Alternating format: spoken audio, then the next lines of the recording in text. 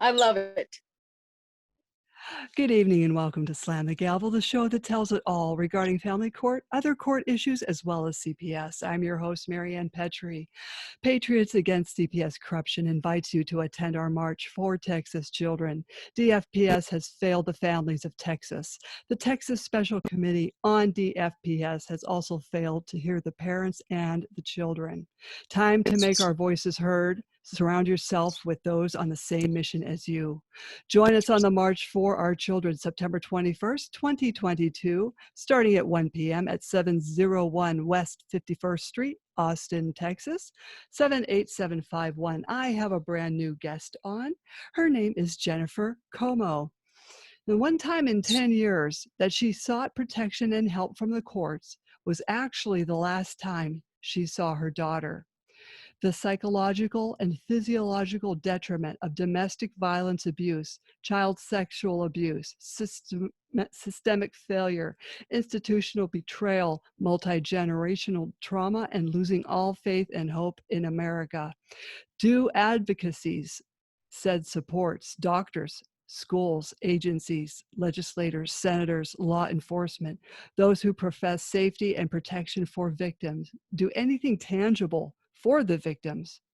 This is systemic failure and institutional betrayal. I welcome you to the show, Jennifer Como. How are you? And I'm very sorry this happened to you. Hi, Marianne. Thanks for having me. I'm doing okay.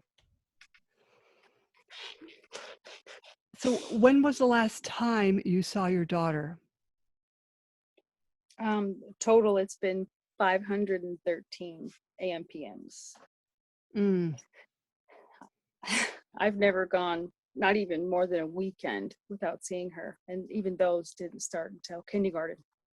So she was attached to me at my hip. Mm-hmm. Yeah, it changes you. It does. It does. And you had also been through the gamut of the family court system. Oh man. I started in the court system in 2014.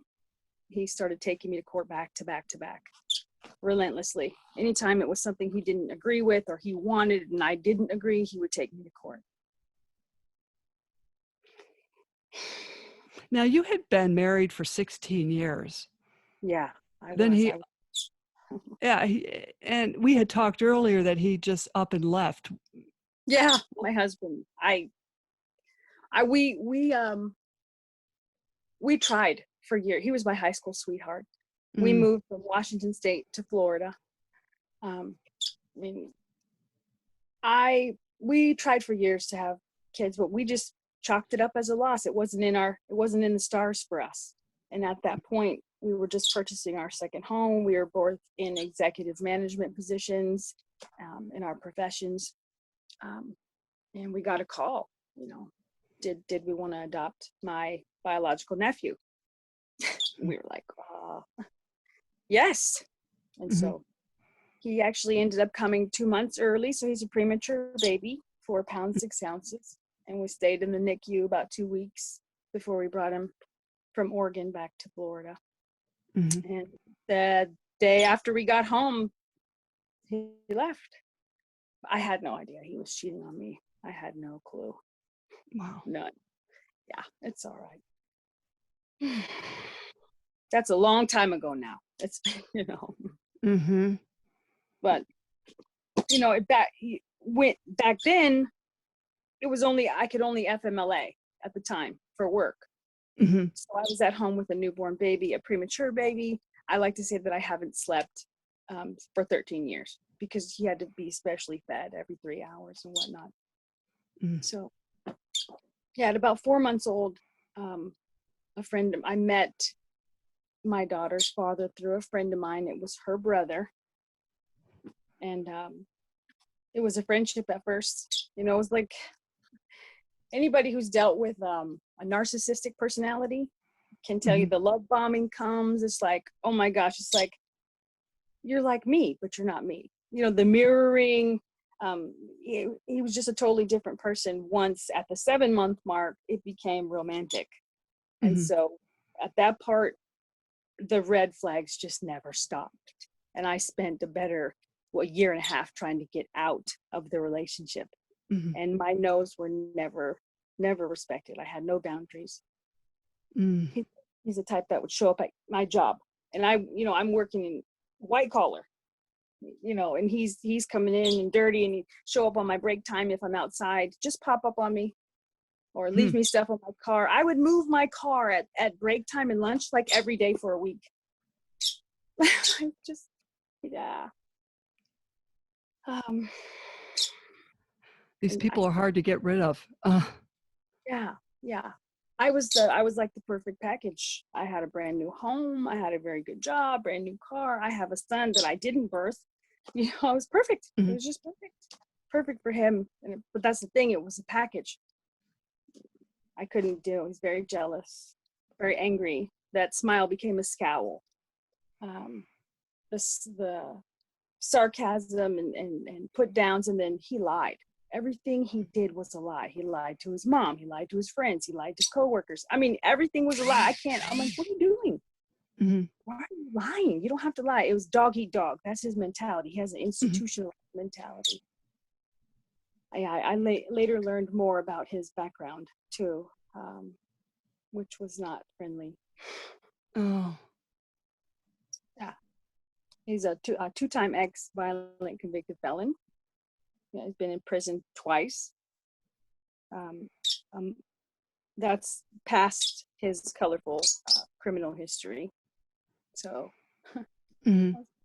anyway, he would never take my nose. There was idle threats made, like, we live in Florida, if you want to get rid of somebody, you just, the swamp, alligators, sly marks like that.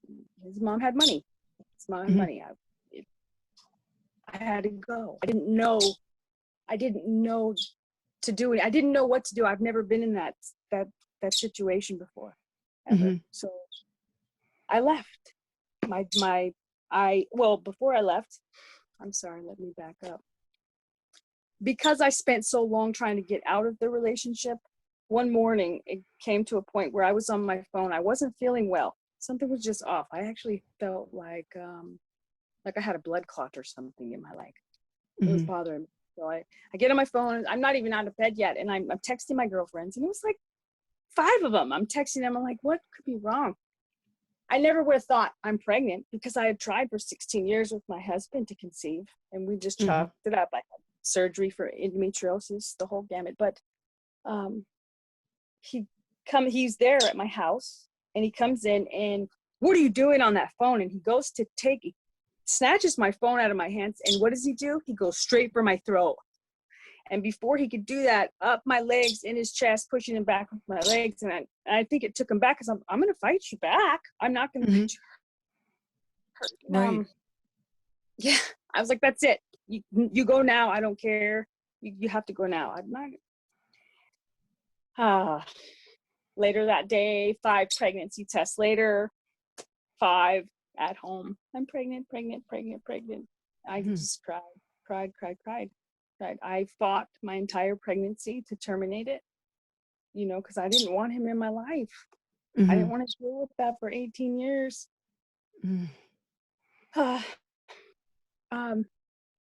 So I had a little bit of space from him, because I think he was scared, be scared, buddy. I'm going to call the police, you're going to jail, you're going back to jail, whatever it is. I think he was scared, and it gave me time to, my OBGYN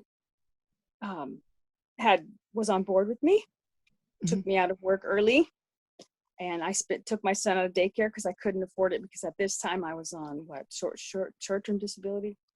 And so I packed up my home, I packed up my life, and I ended for about a month, and I ended up fleeing Florida like a thief in the night. Nobody knew, and I came to Washington.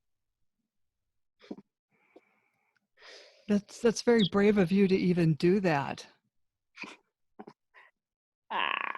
It was a lot. I kicked myself in the rear, because I really do truly miss Florida. I miss the sun so much, and the ocean, but and it's been hell since I've been here. It's been hell. That was 2012. I was 8 months pregnant when I finally left. So.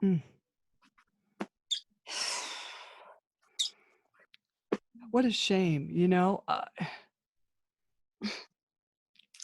I kept it under wraps for a really long time. I was fond of his mother. I still am in a weird way, but I kept it under wraps. He ended up meeting his daughter when she was 4 months old. So, and then he moved here after he almost died. So he went back to Florida after meeting his daughter, and he went to a drug dependency. That's part of his history. And he was on a stupor and fell asleep at the wheel, and he almost died. Yep. Damage. All that's damage to somebody else's property. He's the type of guy, so I don't mean to be on this little tangent, but so he had a nice truck, like a F-150, and was lifted, had lights, the whole gamut. Part of the time of me trying to break away from him, he started doing drugs again. And he would rent his truck out to what they call the dope boys, okay? So he would rent his truck out for drugs, let them take it for the weekend, and then it would come back to him and he would report it to the insurance company as stolen. And he would get the check for it. He did that twice. Yeah, good guy. Yeah.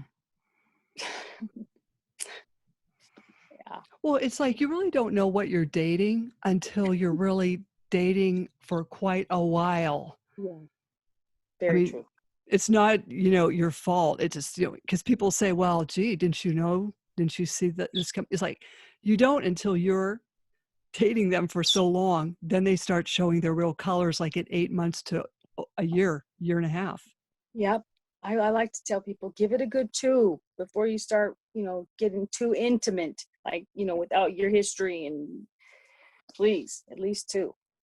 That's good advice. Yeah.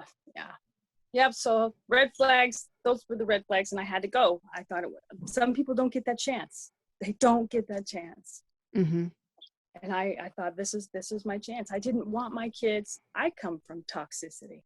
I don't want my kids to be in toxicity. And I damn sure didn't want to be a single mom. That was not the plan. Right. Yeah.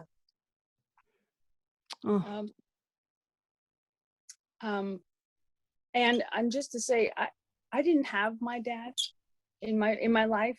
My mom left him when I was 5, and at that point I became my brother's surrogate parent.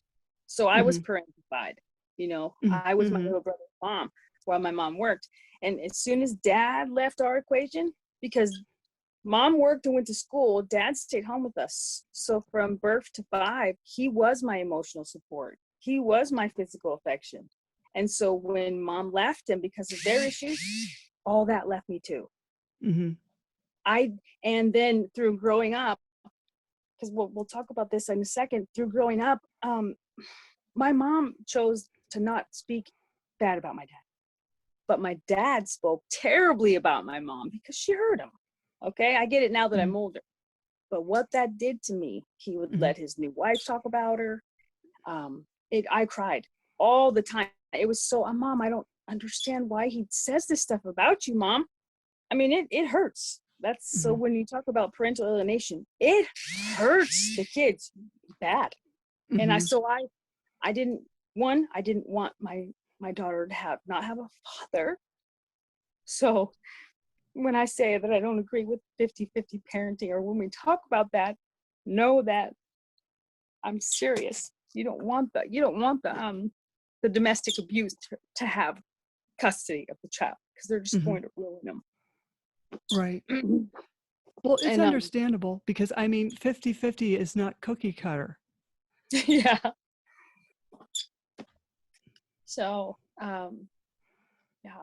So I made a mistake in thinking the best, even though me and him didn't play well in the sandbox together.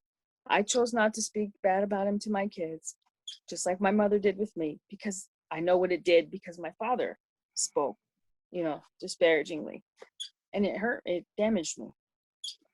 And it also damaged me not to have a dad. So the irony of it all, I didn't want my daughter to not have a dad. I wanted to give him a chance. If he wanted to fix his life and get on the straight and narrow and not have anything to do with me, then I will support you. I helped this guy. I helped furnish his place.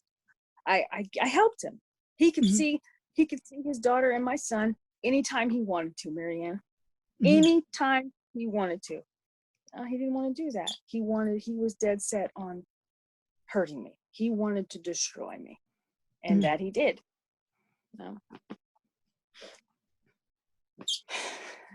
He infiltrated my family, the community, the school, always took me to court. Yeah.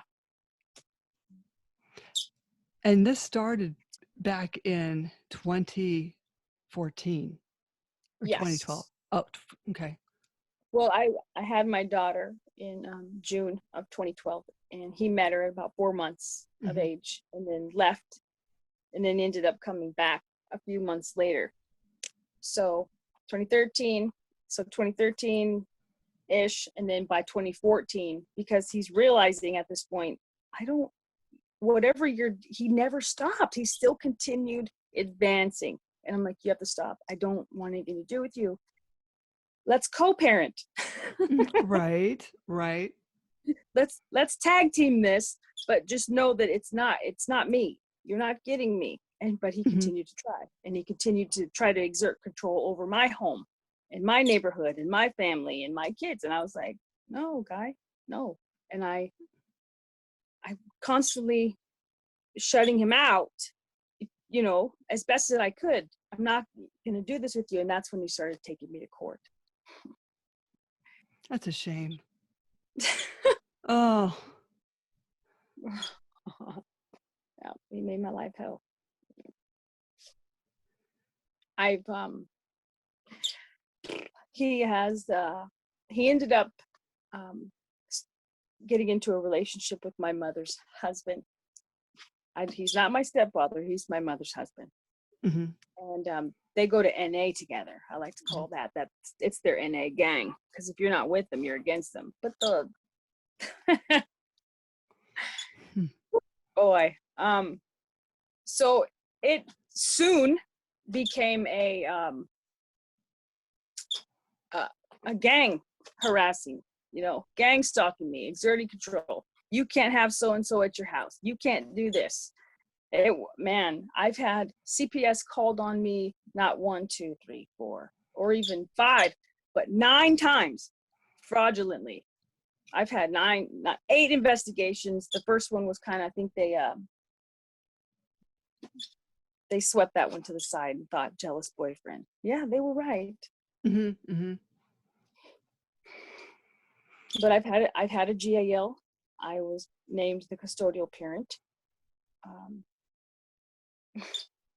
There was 191 restrictions in our parenting plan. All this stuff is stuff that he did. At the time I was working, I had a corporate job. I had dual positions at my job. I was working for the state, and I was a trainer as well as a financial analyst. And I was moving billions of dollars, not millions, billions of dollars in transportation. So as well as training with the governor's lien incentive that he had just pushed out to the state. It was kind of like get out of the prehistoric zone and come into the new age. Like they still had microfiche coming down their wall, for example. Yeah.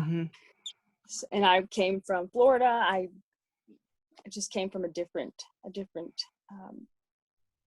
atmosphere. So some people liked me and some was like, no, don't change. But it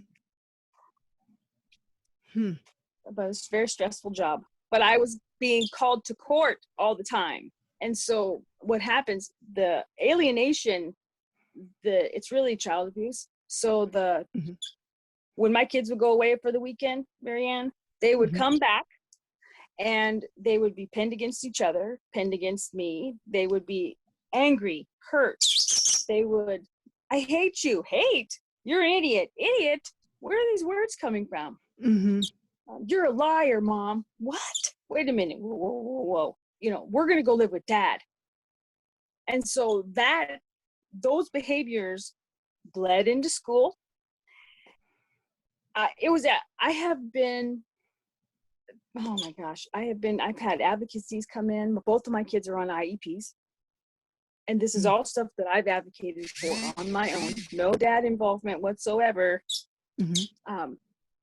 But it hurts. They have trauma responses at school. They don't know how to communicate what they're going through. And they're being controlled on one weekend. They come home and it's a little more free. They can they can express themselves with mom. They can't with dad. And he spent most of his time talking, despairingly about me. My kids are traumatized.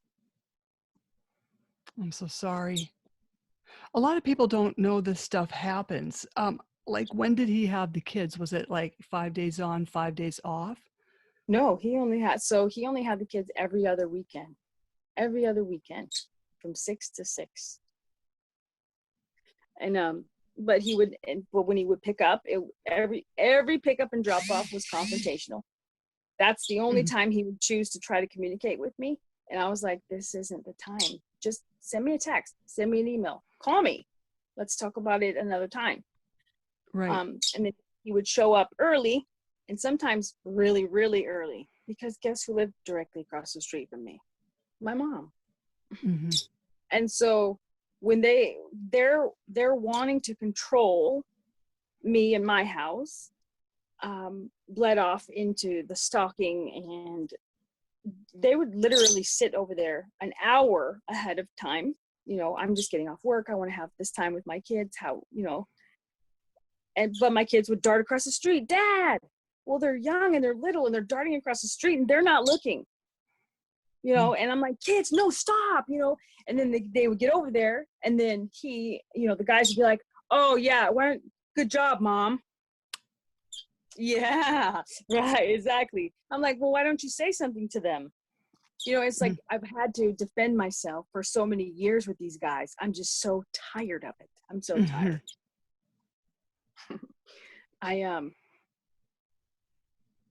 At the end of 2016, because this continued, I actually, my partner, I have a partner. I'm in a relationship. I've been in a relationship now for 7 years. And they hated that. My kids love him. I love him, but they hated that. They tried everything they could. And that's really when more of the CPS investigations commencing. Every time my door knocks, my stomach drops to the ground. I mean, you don't understand what that feels like until it happens to you. But it is like, your whole life is, they're going to take your kids. And the more and more I've gotten into this over the past 2 years, they do take your kids, folks. Oh yes, they do. They do take them. And it's horrendous. It's a RICO. A lot of money involved there. What is it, 160 billion? I mean, it's up there. Oh yes, it's ridiculous. So you had a bunch of allegations on you. You said about 8 or more. Allegations? Oh, the investigations. Yeah. Okay. So a total of 9. It's been a total of 9. And I mean, they were so bad. They put me as that I was a drug addict. I was selling drugs. I had mental health. I know everybody's heard this. I was mentally ill. And yes, I've taken anxiety medicine. I've been in white collar America in leadership management for years. It's a high stress job, but that's what I'm taking it for. It's not for anything else other than that. And, I've been in therapy my whole life. It's very important to me to have talk therapy and to go inside and figure this out for myself. I'm very cognizant of my feelings and how I come out to the world. That was just hilarious to me. But I mean, I'm talking hardcore drugs, Marianne. I was a heroin addict. Every drug, they listed it. I mean, they do this to a lot of parents. I mean, it's always, either you're mentally ill or you're doing drugs. Right. Man, even so, I put it like this. I have experienced drugs in my life. If I want to again, I will. And that's, I'm a responsible adult. I've always taken care of myself. I've been on my own since I was 16 years old. I owned my first house by the time I was 24 by myself. I mean, you can't, it's different if a person has a full blown dependency and you're not taking care of your responsibilities. So we can have that type of conversation too. Oh man. Mm. Oh man. So, how did you juggle your job and going to court and these? It hurt me. It hurt me because it started hurting my job. So because I was the responsible person for my kids, I had one going to daycare, one in school, and the behavior at the school got so bad with my son. He was shutting the school down as if they got a bomb call. They would shut the school because he would run in the hallways, open a door, scream. One day I went to pick him up, Marianne, and they were like, "Oh, he's over here. He's in the padded room." I said, "What'd you say?" Hit the padded room, and it's in a classroom. It's like in a classroom in the back, and it is for sure padded. It has a small window in the door. It's completely padded. They took his shoes off of him. I said, "What is this, jail? Is this a mental institution? Why doesn't he have a straitjacket on? Get my son out of there right now." I was livid. I was livid. I had no idea. I was constantly at the school. And I'm like, they've known for years. I'm like, it's a lot of stress on us. CPS is coming to the school. Every time they would start an investigation, they would interfere there too. They would interfere with the neighborhood. They would interfere with my job. So it just got to the point, if I was running 5 minutes late, okay, no big deal. My work ethic is I work through my lunch anyway. Right. And right. and I stay, and I mean, I stay after and finish a report if I have to finish a report. I'm not trying to dig the time clock. I don't care about that. I care about doing a good job and getting my stuff done. But that wasn't okay for the situation that I had promoted into at the time. It was not okay. And they chose to use it as an opportunity to start taking my PTO. And so when they started digging at my PTO, I was like, come on, I need my PTO. I haven't had a vacation with my kids in years. I need my time off. Right before I left, I had gotten pregnant and I was constantly going to court, and it was so stressful. That was my first pregnancy that I lost. So it was heartbreaking. It was heartbreaking. The second one hurt even worse. There's been two. I'm so sorry. Yeah. So after that, I got really sick. I got an infection because I thought maybe I'll try birth control for the first time. I never wanted to do that over the years because I couldn't have babies before. And I was like, I don't want to put anything in my body that would stop it from doing what it's supposed to. So I was always against it, but I said, I'll try it. I'll have something put in. Well, it wasn't good for my body. My body rejected it. And I was at work at 104 temperature working. Oh no. Yeah. So it got to be too much. I had too much going on at home. I had requested some services through, oh God, don't laugh at me. Okay. But because I didn't know back then, but Catholic Community Services through their wraparound program. And the first time I did it was in 2013. I sought it out. I had to sit in front of an ICM board in front of 15 different organizations and tell them, this is what I'm dealing with my daughter's father, and yada, yada, yada. This is what I need help with. And so I've been with them for 2 years. So they've witnessed the control and the harassing and the stalking over the years. But I had their meetings too, on top of school, on top of my job, on top of normal just living appointments. So I was just like, you know what? I think I opened up a grievance with my, Human resources. I have complex PTSD. Is it human resources? It was human resources, but it kind of, no, the union. Okay. Wasn't used to that in my work history, but this had a union. And I had opened a grievance with with them, right at the same time that I was pregnant, and ended up not having a successful pregnancy. Anyway, it was just Mhm. time. I said, you know what? I'm going to resign. I'm Mhm. going to resign, and let's just keep whatever you have negative out of my file. I'll resign, and we'll leave it at that. Mm. And so I retired corporate America at the end of 2016. Mhm. My kids needed me anyway. Mhm. At that time, my daughter was just entering school. She was so happy. She was Mm. so happy to be in school. Mhm. Because my mom had watched her directly across the street. She had stayed with my mom until she was, she calls it her forest school. So Ah. she she only had 2 months of socializations in a setting like that before she started kindergarten. And Mhm. I said, Dad, this is probably going to be a little problematic coming into a kindergarten with now 30 kids, and you have all those different behaviors and whatnot. And it was, she struggled. She did, she struggled. Mm. And the schools anymore only, they just want to put your kids on meds. Mhm. Yeah. Medicate your kids. They need a couple hours of controllability,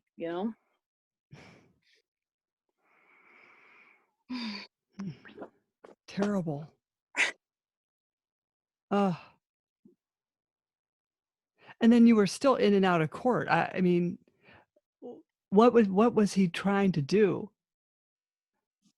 He was trying to make me look bad. He wanted to put so much pressure. I mean, this, to me, he's very methodical with it, is Mhm. to weaken me. And it did. I mean, at the time I lost my pregnancy, that was the first arthritis I was diagnosed with, and sciatica. And I was just like, your whole leg gives out at you when you're walking. What the hell? Mhm. I'm Mhm. like, I'm only 40 years old. Arthritis? What are you talking about? Well, at the end of 2016, I'm like, what do you mean? I have 2 types of arthritis now. So Mhm. it's not, I laugh because it's better for me to laugh than cry, because I really just Mm. really want to cry. But yeah. Well, that's what stress does to people. When you're going through family court, you've got a personality disorder causing you a lot of grief, and your children putting your children through a lot of grief. It weighs heavily, and Yeah. and your body pays for it. People don't realize Oh, this. yeah. Oh, yeah. I, with my daughter, since my daughter's been gone, this is the most I've ever aged so quickly. Um, yeah, I feel like I constantly, I have that hypervigilance every day too. I mean, I was Mhm. diagnosed with complex PTSD. And granted, I was like, and that's the first time I felt validated after all these years of the exertion of control and harassing me. But it's the first time I felt validated. I could put a name on something as to why, when I talk to you, that my mouth will seem dry, and now I look funny, because I'm not used to having these long drawn out conversations, or I'm not used to somebody coming to my door. So every time somebody comes to the door, yeah, I'm looking a little flustered. People don't Mhm. get it. They don't get it. Yeah. It's trauma. It's called trauma. Mhm. And a That's lot of people are going through this. I'm sorry, go ahead. no, yeah, no. Um, I was almost about to get on to the judge part, with my daughter, and how this escalated with her dad. Um, Speaking of trauma, because when I first, okay, from my daughter's father's background, there is something that happens institutionalized that I don't know what happens, but you can kind of you can connect the dots. And I can tell you, from my time with him, there were so many times that I wasn't comfortable. Uh, um, so it's like your worst fear comes upon you. Mhm. Sorry, hold on.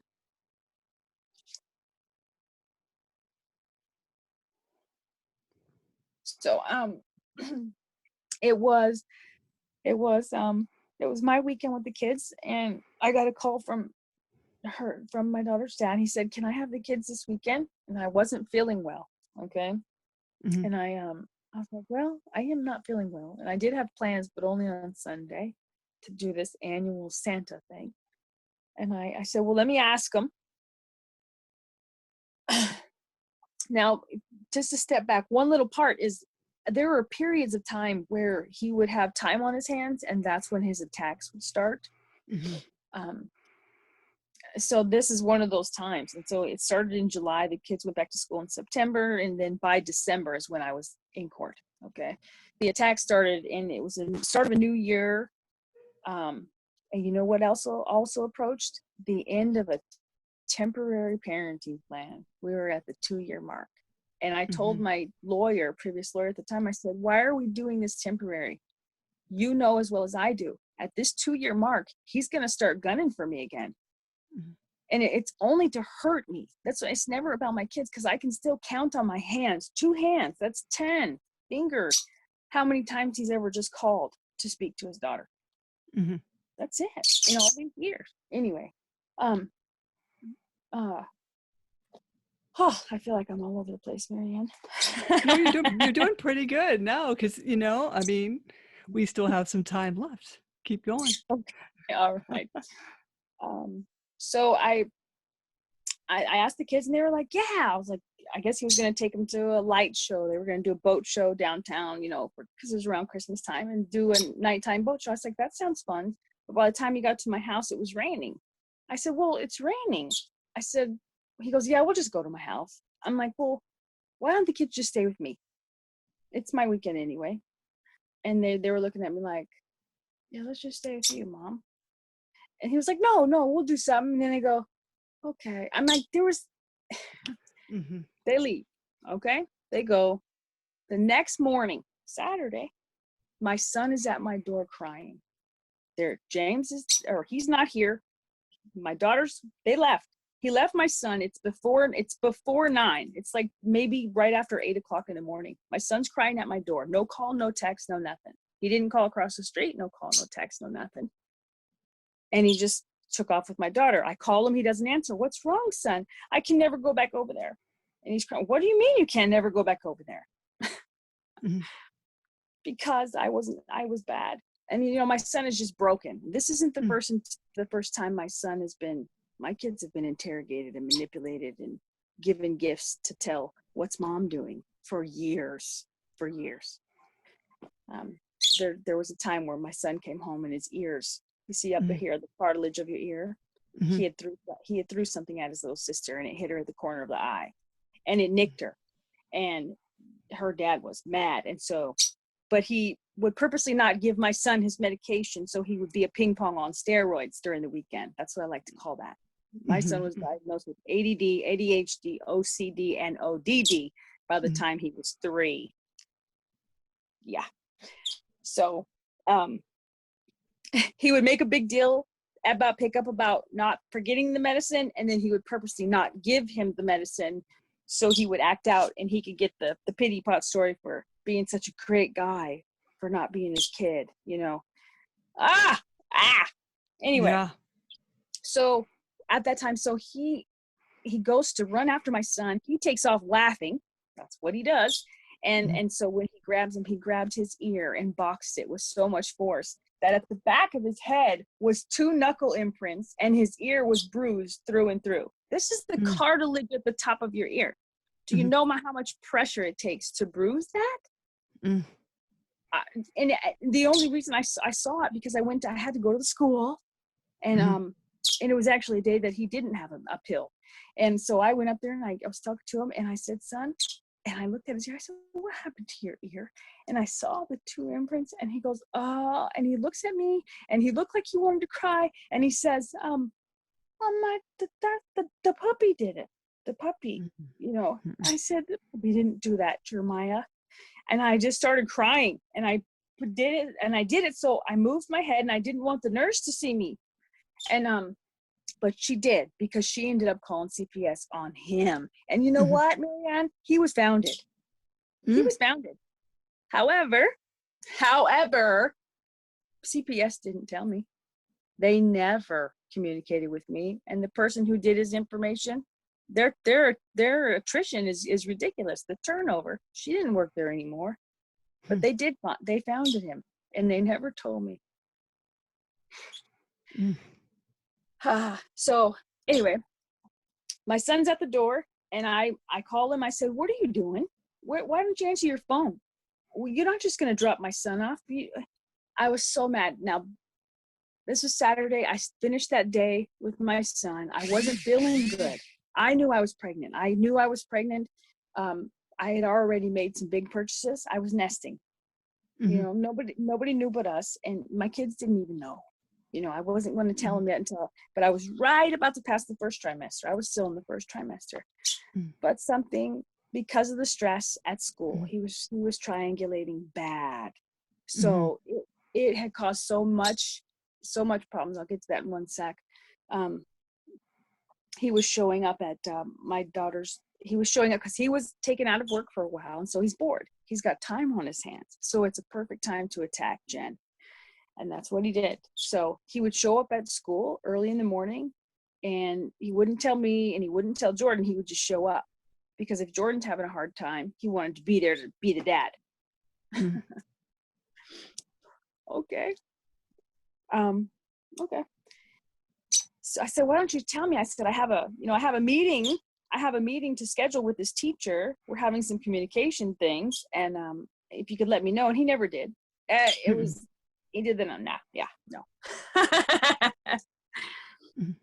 So by Sunday, I had just I had to go to the ER. I was not feeling good, and something was wrong. And so I went to the ER. They did all the kind of tests. They're like, maybe you're going through the change.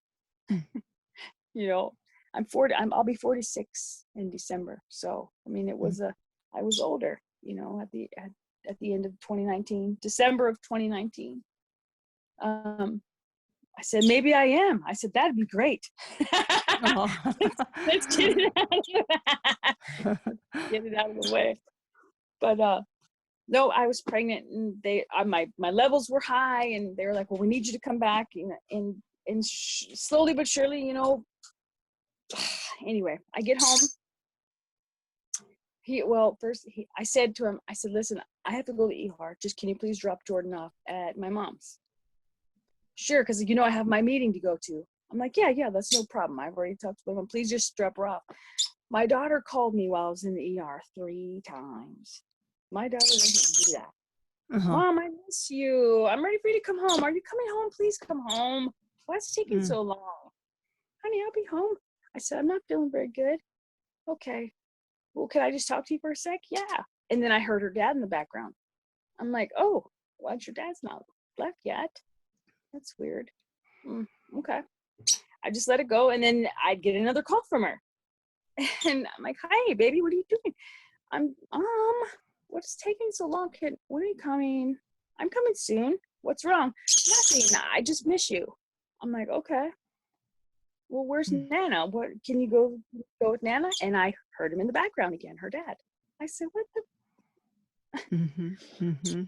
I get home, Marianne, and we pull up. We haven't even turned the car off, and my daughter is flying across the street. And you know what? Steven! She runs into my partner's arms, jumps up and runs and jumps into his arms, and she leaves her dad in the dust, and that is not normal. Okay? That's just, that's not something she would do. You're talking about an angry, controlling person who I know that they would receive discipline, you know, if they don't act a certain way.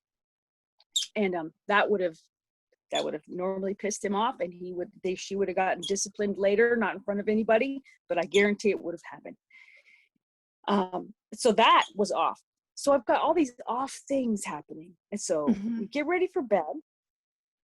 I just decided not to go. I just stayed here, and yeah, whatever, guy.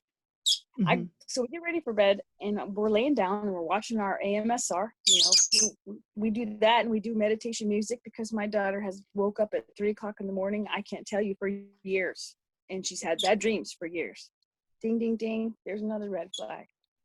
Mm-hmm.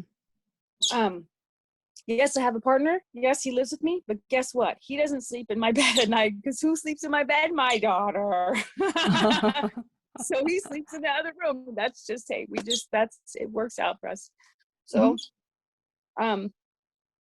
we're laying there, and we're cuddled, and we're watching our AMSR, and she said, she tells me, and that's when she divulged to me, and I want to be careful because I will start crying again. And I said, Mommy, Daddy touched me down there. And yeah, my whole life, from the time I could remember as a little girl, flashed in front of my face, and her entire life, from the time I birthed her, flashed in front of my face within like 60 seconds. You don't know. You're talking about a child that came from toxicity. I was myself, TMI, I was myself molested 3 times by the time I was 7. She was 7. And my mom did absolutely nothing. And I'm like, oh my God, I don't want to sway her in any which way. I don't want to sway her. I don't want to put anything in her head. And then I'm thinking, what do you do? What do you do? I don't know what to do. People don't know what to do. Unless somebody's gone through this before, they're not going to know what to do.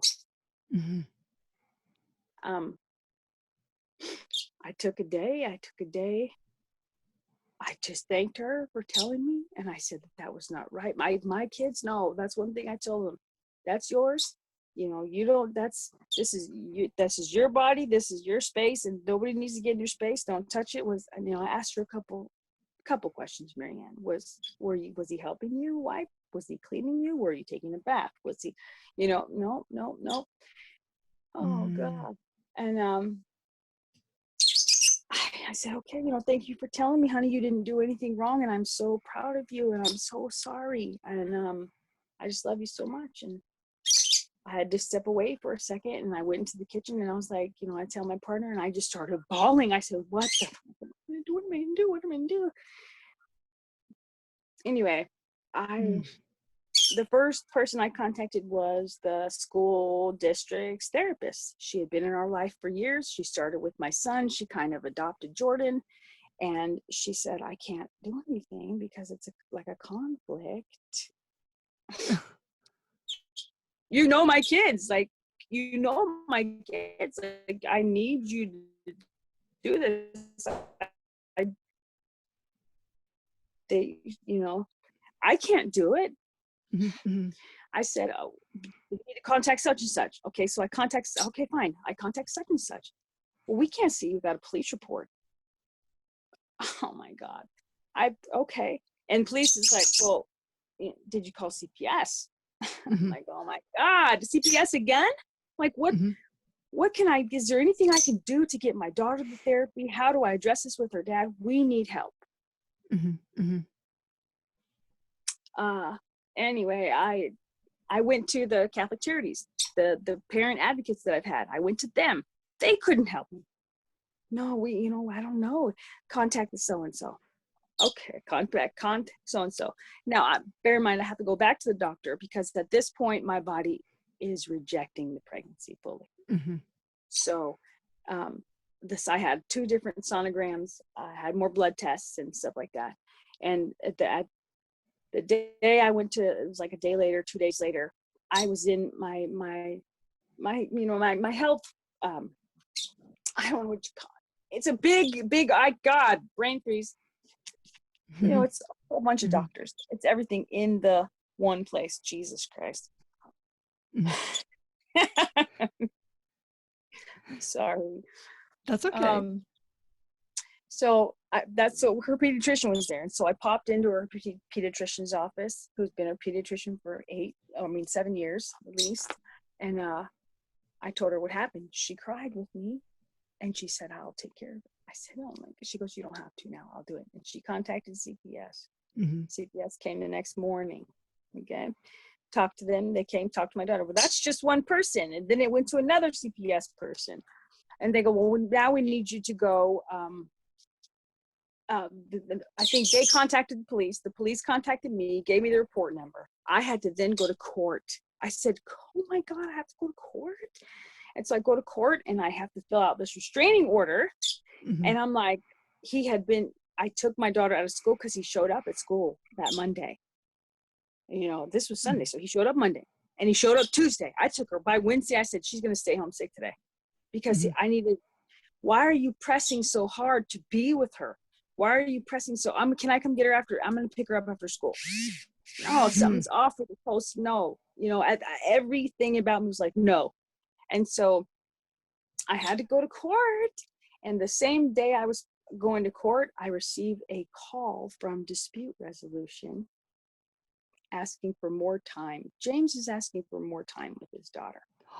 Oh my gosh. I said, no, thank you. No. And that's that 2-year mark. The parenting plan was a temporary parenting plan that opened it back up for him to come at me. Okay. And so, but now that this is escalating with her, I was like, this must be divine intervention right now, because what the hell? So I had to go to court, and that was before COVID was just ramping up. Okay. Just starting.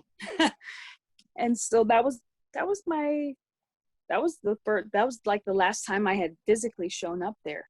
And so I got the order, but that order is only for 2 weeks. Oh. That was like December 8th.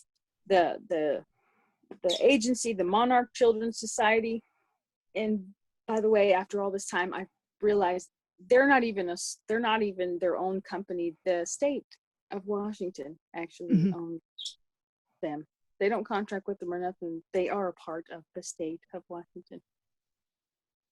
This is where it gets fun. So they could not see my daughter. My daughter should have been seen within 3 days, Marianne. She wasn't seen for 2 months at least. And so by December 26th, so I had to wait for them to be able to see me for the forensic interview.